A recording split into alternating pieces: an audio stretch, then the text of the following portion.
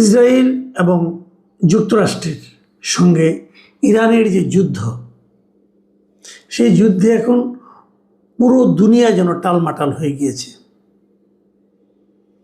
আমি আগেও বলেছিলাম যে যুদ্ধ হচ্ছে একটা অসম যুদ্ধ। আমরা যদি সামরিক শক্তির সঙ্গে সামরিক শক্তির বিবেচনায় তুলনা করি, তাহলে ইরানের সামরিক শক্তি বলতে গেলে ইসরায়েলের চেয়েও কম, আর যুক্তরাষ্ট্রের সামরিক শক্তি তো সারা দুনিয়াতেই সবচেয়ে বেশি। এরকম দুটো শক্তিশালী পক্ষ একত্র হয়েছে ইরানের বিরুদ্ধে। যে যুদ্ধে ইরান যে টিকে থাকবে, এটাই হয়তো অনেকের কাছে একটা বিস্ময়ের ব্যাপার ছিল। কিন্তু যুদ্ধ শুরুর পর আজ 12 দিন হয়ে গিয়েছে। এই 12 দিন পরেও কিন্তু যুক্তরাষ্ট্র লক্ষণযোগ্য কোনো সাফল্য এখনো পায়নি। যুক্তরাষ্ট্র যে উদ্দেশ্য নিয়ে যুদ্ধটা শুরু করেছিল, তাদের মূল লক্ষ্য ছিল ইরানের শাসন ক্ষমতায় পরিবর্তন আনা। পরিবর্তন মানে ব্যক্তির পরিবর্তন না, ইরানের যে ইসলামিক যে দলগুলো ইসলামী শাসন চলছে তার পতন ঘটানো, তার পতন ঘটিয়ে পশ্চিমা ধাঁচের শাসন ব্যবস্থা কায়েম করা। এটাই ছিল যুক্তরাষ্ট্রের মূল লক্ষ্য। ইরানের অভ্যন্তরে কিন্তু বেশ আগে থেকেই এক ধরনের আন্দোলন চলছিল। ইরানের যে ইসলামী শাসন চলছিল, যেটা আয়াতুল্লাহ আলী খামেনির নেতৃত্বে, সে শাসনের ব্যাপারে ওখানকার অনেক শিক্ষিত মানুষ, অনেক তরুণীরা কিন্তু এই বিদ্রোহী হয়ে উঠেছিল এবং এর আন্দোলন চলছিল অনেক দিন ধরে। ইরান সবসময় এ ধরনের আন্দোলনগুলো কঠোর হস্তে দমন করে। কঠোর হস্তে দমন মানে তারা নির্বিচারে তার নিজ দেশের নাগরিকদেরই, ভিন্ন মতাবলম্বীদেরকে দমন করে ফাঁসিতে পর্যন্ত ঝুলিয়ে দেয় অবলীলায়।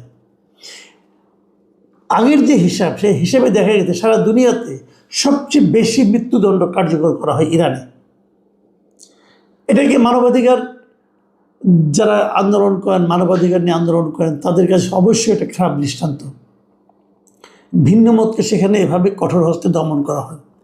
সেই বিচারে ইরানে যে শাসন চলছিল তার সমালোচনা আপনি করতেই পারেন, কিন্তু তার মানে এই নয় যে আমেরিকা অথবা ইসরায়েলের মতো দেশ এসে ইরানকে আক্রমণ করবে, ইরানকে পর্যদস্ত করবে, করে সেখানে তাদের পছন্দের অথবা তাদের পুতুল সরকার বসাবে, যেমনটি নাকি ভেনেজুয়েলাতে আমেরিকা বসিয়েছে। সেটাই ইরানের লোকজন মেনে নেবে, এটা মনে করার কোনো কারণ নাই। এবং হয়েছে এখানে তাই। ইরানের বক্তব্য হলো আমরা যতটা আমরা মারামারি করি, আমরা আমাদের অধিকার নিয়ে আন্দোলন করি, সেটা আমরা হ্যান্ডেল করবো, কিন্তু তুমি কেন এসে আমার দেশে আক্রমণ করবা? এবং যুক্তরাষ্ট্র কিন্তু ইদানিং আমরা দেখেছি বেশ বেপরোয়া হয়ে গেছে। তারা বেসামরিক বিভিন্ন স্থাপনার উপর বোমা হামলা করছে, ওদের যে পানি শোধনাগার তার উপর বোমা হামলা করছে। কিন্তু ইরানের যে স্ট্র্যাটেজিটা এবার ছিল যুদ্ধে, সেটা ছিল খুবই পিকুলিয়ার। এই অর্থে বলবো যে যুক্তরাষ্ট্র সেটা ভাবেই নাই। যুক্তরাষ্ট্রের সঙ্গে ইরানের যে দূরত্ব, যুক্তরাষ্ট্রকে অ্যাটাক করার জন্য ইরানের পক্ষে হয়তো সহজ ছিল না, কিন্তু ইরান যে কাজটা করেছে, তারা যুক্তরাষ্ট্রের যে সমস্ত ঘাঁটি মধ্যপ্রাচ্যের বিভিন্ন দেশে আছে, সেগুলোতে তারা নির্বিচার আক্রমণ করেছে এবং অনেকগুলি তারা ক্ষতিগ্রস্ত করেছে। এর পাশাপাশি তারা কিন্তু ওই দেশগুলোরও বিভিন্ন স্থাপনায় কিন্তু আক্রমণ করেছে। এবং এই যে আক্রমণ করেছে, ওই দেশগুলোর মধ্যেও কিন্তু এক ধরনের আগে তারা সবাই মধ্যপ্রাচ্যে মুসলিম দেশ হওয়া সত্ত্বেও তাদের মধ্যে কিন্তু ইরান বিরোধী একটা মনোভাব ছিল এবং তারা যুক্তরাষ্ট্রকে নানাভাবে সহায়তা করত। তাদের সেই সহায়তাতেও এখন কিন্তু এক ধরনের চিট ধরেছে এবং তারা ভাবতে শুরু করেছে, ওই সমস্ত দেশের জনগণরা ভাবছে যে যুক্তরাষ্ট্রকে সমর্থন করা, যুক্তরাষ্ট্রকে সাহায্য করা, যুক্তরাষ্ট্রের ঘাঁটি এখানে করতে দেওয়ার কারণেই তাদেরকে এখন আক্রান্ত হতে হচ্ছে। এই জিনিসটা ওই সমস্ত দেশের লোকজন খুব ভালোভাবে নিচ্ছে না। এবং ওই দেশগুলোর প্রায় সবগুলিতেই কিন্তু বিভিন্ন রাজার শাসন চলছে, রাজতন্ত্র চলছে। এবং ওই রাজতন্ত্র এতদিন ওদের রাজতন্ত্র টিকিয়ে রাখার জন্য যুক্তরাষ্ট্রের হেল্প নিত, যুক্তরাষ্ট্রকে নানাভাবে ঘাঁটি করতে দিত, সাহায্য করত। কিন্তু এখন তারা দেখতে পাচ্ছে যে যদি জনগণ খেপে যায়, রাজতন্ত্র কিন্তু হুমকির মুখে পড়তে পারে। এবং ওই দেশগুলো এখন নানাভাবে কিন্তু ওদের বিরক্তি প্রকাশ করছে। এরই মধ্যে সৌদি আরবের একটা বিবৃতি সবারই অনেকের চোখে পড়েছে। সৌদি আরব এই প্রথমবারের মতো বলেছে যে মধ্যপ্রাচ্যে যত গণ্ডগোল হচ্ছে, যত ঝামেলা হচ্ছে, যত অশান্তি হচ্ছে, তার মূলে রয়েছে ইসরায়েল। ইসরায়েলের ব্যাপারে এ ধরনের প্রকাশ্য এবং সরাসরি বিরোধিতামূলক মন্তব্য সম্ভবত এটি প্রথম। এসব কারণে কিন্তু এটা মনে করা হচ্ছে যে আমেরিকা এরই মধ্যে হয়তো বুঝতে শুরু করেছে যে এই ইরানের উপর হামলাটা তাদের জন্য হয়তোবা বুমেরাং হয়ে দেখা দিতে পারে। এর মধ্যে দুঃসংবাদ কিন্তু আরও অনেক আছে। দুঃসংবাদ আরও অনেক আছে এরকম যে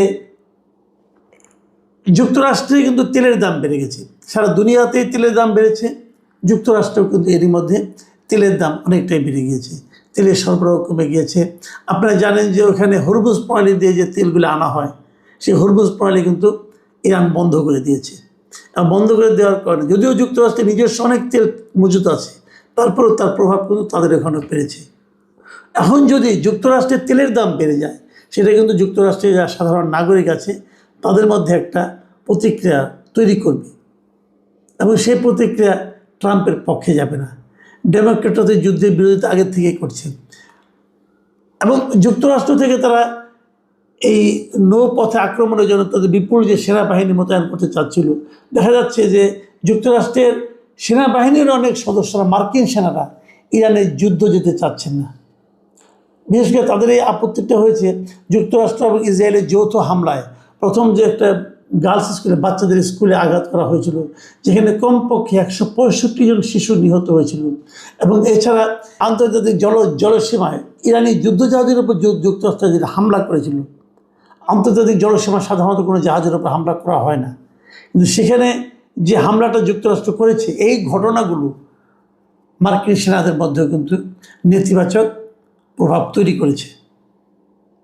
এবং যুক্তরাষ্ট্রের যে মনোভাব সাধারণ মানুষের মধ্যে, তার ঠিক বিপরীত মনোভাব দেখা যাচ্ছে ইরানের মধ্যে। ইরানের যারা সাধারণ মানুষ হয় তারা ক্ষতিগ্রস্ত হচ্ছে, মৃত্যু ভয় তাদের প্রতিদিন তাড়া করে বেড়াচ্ছে, তারপরও তাদের মধ্যে কিন্তু ভয়টা দেখা যাচ্ছে না। ইরানের কর্মরত একজন সাংবাদিক, রেডিও তেহরানের যিনি একজন মানে বাংলা বিভাগের সাংবাদিক গাজী আব্দুর রশিদ, তার বরাত দিয়ে প্রথম আলো দেখলাম একটা রিপোর্ট করেছে।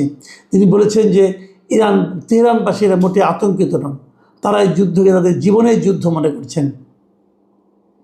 যে এই যে মনোভাবের যে পার্থক্য, এটা সারা দুনিয়াতেই হয়। যারা আক্রমণ করে তাদের দেশের জনগণের মনোভাব থাকে যুদ্ধের বিরুদ্ধে, এবং যারা আক্রান্ত হয় সেই দেশের জনগণের অবস্থান থাকে প্রতিশোধের। যেমনটা আমরা মুক্তিযুদ্ধের সময় আমাদের দেশেও দেখেছিলাম। কিন্তু আমাদের দেশে যারা পাকিস্তানি বাহিনী ছিল তারা আক্রমণ করতে এসেছিল, আর আমরা প্রতিরোধ করতে দাঁড়িয়েছিলাম। এবং আক্রমণকারীরা সবসময় কিন্তু এতটা শক্ত মনোবলের অধিকারী হয় না যতটা নাকি আক্রান্তরা হয়, কারণ আক্রান্তরা জীবন দিয়ে তখন লড়ে যায়। সবশেষ যে খবরটা গতকাল থেকে আমরা বিভিন্ন মিডিয়াতে প্রথমে দেখেছিলাম, সেটা হলো ইরানের একটা আধা সরকারি সংবাদ সংস্থা, যার নাম তাসনিম, তারা জানিয়েছিল যে ইরানের ক্ষেপণাস্ত্রের আঘাতে ইসরায়েলের প্রধানমন্ত্রী নেতানিয়াহু নিহত হয়েছেন। পরে অবশ্যই দাবিটা ইসরায়েল প্রত্যাখ্যান করেছে, কিন্তু প্রত্যাখ্যান করলেও এটা সত্ত্বেও আবার আরেকটা মিডিয়া তারা বলেছে যে নেতানিয়াহু মারা যায় নাই, তার ভাই মারা গেছে। তবে কে মারা গেছে কে মারা যায়নি সেটা বড় কথা না, বড় কথাটা হলো নেতানিয়াহুর বাসভবন এবং অফিস পর্যন্ত ইরানের ক্ষেপণাস্ত্র যে আঘাত করেছে সেটা কিন্তু সত্য, এবং এই আঘাত করেছে বলেই কিন্তু তার মৃত্যুর গুজবটা ছড়িয়ে পড়েছে। শেষ পর্যন্ত যুদ্ধের কী হবে আমরা এর মধ্যে দেখেছি যে ট্রাম্প এর মধ্যে বলছেন যে ওনারা যুদ্ধবিরতির দিকে যাবেন হয়তো খুব শিগগিরই, এবং এই যে ট্রাম্পের দিক থেকে বলা যে শিগগিরই এই অভিযান সম্পন্ন হবে, এটা সোমবার দিন ট্রাম্প বলেছেন যে ইরানের বিরুদ্ধে যুক্তরাষ্ট্রের অভিযান শিগগিরই সম্পন্ন হবে। এবং এই যে সম্পন্ন হওয়ার কথা উনি বলেছেন প্রথমবারের মতো, এটাতেই কিন্তু অনেকে ভাবছে যে যুক্তরাষ্ট্র হয়তো যে কোনো সময় বলবে আমাদের যুদ্ধ জয় হয়ে গেছে, আমরা যা করে ফেলেছি, ওদের মেরুদণ্ড ভেঙে দিয়েছি, অতএব যুদ্ধ শেষ। কিন্তু মেরুদণ্ড ভাঙাটা সহজ হবে না, এই কারণে হচ্ছে না, এই কারণে তারা ওদের প্রথম দিনে কিন্তু 28 তারিখ যেদিন তারা অ্যাটাক করে, সেই দিনে কিন্তু তারা ইরানের supreme leader Ayatollah Ali Khamenei সহ উচ্চপদস্থ বেশ কিছু কর্মকর্তাকে নিহত করেছে, হত্যা করেছে। এবং সেই হত্যার পরও ইরানের শাসন ব্যবস্থার কোনো পরিবর্তন হয়নি। এরই মধ্যে আয়াতুল্লাহ আলী খামেনির পুত্রকে তারা সুপ্রিম লিডার বানিয়েছে, এবং জানা গেছে সে নাকি আয়াতুল্লাহ খোমেনি কিছুটা মধ্যপন্থা ছিল, এ নাকি আরও কট্টরপন্থী। এবং এর মধ্যে বিভিন্ন দেশ ইরানকে বলেছে যুদ্ধবিরতি করার জন্য, ইরান সেই যুদ্ধবিরতি প্রত্যাখ্যান করেছে। এর মধ্যে চীন, রাশিয়া, তারাও কিন্তু ইরানকে বলেছে যে আসলে আমরা যুদ্ধবিরতি প্রস্তাব নিয়ে অগ্রসর হই। এবং ইরান বলেছে আমরা যুদ্ধবিরতিতে যেতে পারি একটা শর্তে, যে আমাদের উপর আর কোনো আগ্রাসন চালানো হবে না। মানে এই সমস্ত কথাবার্তা থেকে আমরা যে জিনিসটা বুঝতে পারি যে এই যুদ্ধে মনোবলের দিক দিয়ে ইরান অনেকটাই এগিয়ে আছে। এবং যদি সরকারের পতন ঘটাতে না পারে, যদি ট্রাম্প প্রশাসন, আমেরিকা তাদের পছন্দ অনুযায়ী কোনো সরকার ইরানে বসাতে না পারে, তাহলে বুঝতে হবে তাদের যে উদ্দেশ্য ছিল সেই উদ্দেশ্যটা ব্যর্থ হয়েছে। এবং উদ্দেশ্য ব্যর্থ হওয়াটাই কিন্তু প্রকারান্তরে যুক্তরাষ্ট্রের জন্য একটা বড় পরাজয়ের কারণ হয়ে দাঁড়াবে। এবং সেই পরাজয় কিন্তু যুক্তরাষ্ট্রকে বহন করতে হবে। মাথায় রাখতে হবে এবছরের নভেম্বরে যুক্তরাষ্ট্রে কিন্তু মধ্যবর্তী নির্বাচন হচ্ছে কংগ্রেসের, এবং ট্রাম্পের এই যে অবিমৃষ্যকারী অভিযান, এর প্রভাব সে মধ্যবর্তী নির্বাচনে পড়বে বলে এরই মধ্যে যুক্তরাষ্ট্রের অনেক বিশেষজ্ঞরা কিন্তু ভবিষ্যৎবাণী করেছেন। শেষ পর্যন্ত কী হয় আমরা জানি না, তবে আমাদের এতটুকু মনে হচ্ছে এই যুদ্ধ এখন শেষ পর্যায়ে আছে। এবং কথার ফুলঝুরি হয়তো ট্রাম্প ফোটাবে, ট্রাম্প হয়তো বলবে এই যুদ্ধে আমাদের জয় হয়েছে, অতএব আর দরকার নেই, তাদের মেরুদণ্ড ভেঙে দিয়েছি, হাড্ডিগুড্ডি ভেঙে দিয়েছি, অনেক কথাই বলবেন। বলে তা বলবেন আমরা এখন যুদ্ধ আপাতত স্থগিত করলাম, এটা বলে হয়তো মুখ রক্ষার চেষ্টা করবেন। কিন্তু এটা নিশ্চিতভাবে আপনারা ভাবতে পারেন যুক্তরাষ্ট্র চেয়েছিল ইরানের শাসন ক্ষমতার পরিবর্তন। ইরানে যদি ইসলামী শাসন অব্যাহত থাকে, আপনি ধরে নিতে পারেন এই যুদ্ধে যুক্তরাষ্ট্রের বিশাল একটা পরাজয় ঘটেছে।